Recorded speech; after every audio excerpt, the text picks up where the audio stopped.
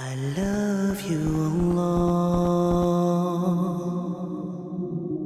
My dear brothers and sisters, in a world filled with distractions and the pursuit of personal gains, it is easy to forget the immense power of Allah. Recently, we witnessed devastating images and videos from the wildfires in Los Angeles. At first glance, many thought it was a scene from Gaza, with destruction so widespread that it mirrored the effects of war. The images and videos we have seen are a powerful reminder of how quickly Allah's power can manifest and turn everything to dust. What took years or even decades to build was consumed in just a few days, and yet, in the face of such overwhelming destruction, we must reflect on the words of Allah in the Quran. Do they not see that we gradually reduce their land from its borders?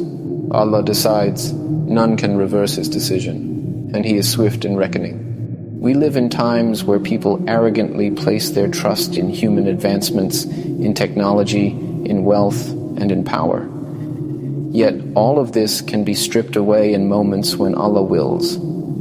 Just as the fire consumed vast regions in Los Angeles, leaving nothing but desolation, Allah's punishment can descend upon any people, at any time, and in any form.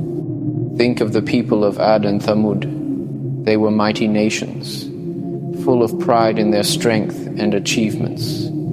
Yet Allah's punishment came to them as a wind, and their glory was wiped from existence. The Quran reminds us, and we sent against them a screaming wind during days of misfortune to make them taste the punishment of disgrace in this worldly life.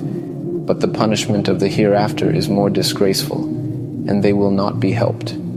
There is a dangerous arrogance that leads us to believe that we are in full control of our destinies. In times of peace and comfort, we may become so sure of our strength, our wealth, our knowledge, and our power that we forget that everything is under Allah's dominion. Just think about it. Despite all of our advancements, it is ultimately Allah who controls all affairs. We can try our best, but we must never forget that everything is by His will. These events are reminders that we are not in control. Allah is. Consider the bold statements made by some of the world's leaders. When they speak, their words echo with force, asserting power and control. But let us be reminded, my brothers and sisters, that while humans may make such bold claims, it is Allah alone who has the power to bring calamities with the slightest of His commands. We cannot become so arrogant as to think we are the ones who control the world. There is no might, no strength, no power except with Allah. In moments like this, when we see disaster strike, Allah is reminding us who the real boss is. We cannot in our pride think that we are above His decree. The destruction caused by the fires, or any disaster that we witness, is a humbling reminder that the true power lies with Allah. Our lives are fragile, and everything we hold dear can be taken away in an instant. Allah tells us in the Quran, "And it is He who created the heavens and the earth in 6 days. His command is only when He intends a thing that He says to it, 'Be,' and it is." This should make us reflect deeply. Allah can bring an end to anything with the smallest of His commands. We should never reach a point where we are so full of ourselves that we forget that we are in the hands of the One who controls the heavens and the earth.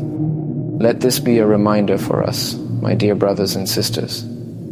At times like these, when the world seems out of control, when fires, hurricanes, earthquakes, or any calamity sweeps through the land, we must recognize that it is Allah who holds the reins of everything.